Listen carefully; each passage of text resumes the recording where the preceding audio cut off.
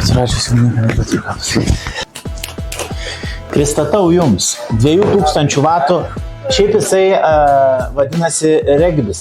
2000 vatų elektrinis keturratis, reduktorinis, nes jau tie tokie galingesni iš savęs visą laiką turi, pažiūrėkit, koks balvonas. Balvonas, tai va.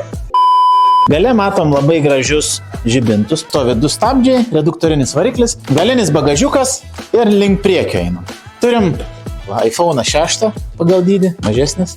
Tai su rakteliu galima čia keisti greičius. Ne veltui reikia tų greičių, nes nuo 2000 vatų su trečiu greičiu eina priklauso. Tai esi apie 45 važiuoja, tai dėl to reikėtų šiaip, jeigu vaikui duodat, ten pradžiai išmokinti su pirmu, su antru greičiu, su trečiu visus kitais.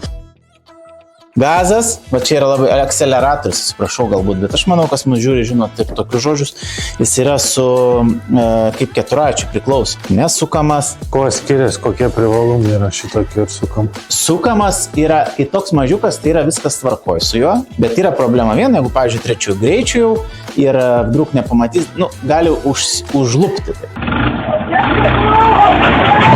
Turim ledinius žibintus. Šį keturratį galite įsigyti 3 parduotuvėse. Kaune, Klaipėdoje ir Vilniuje. Mankius.lt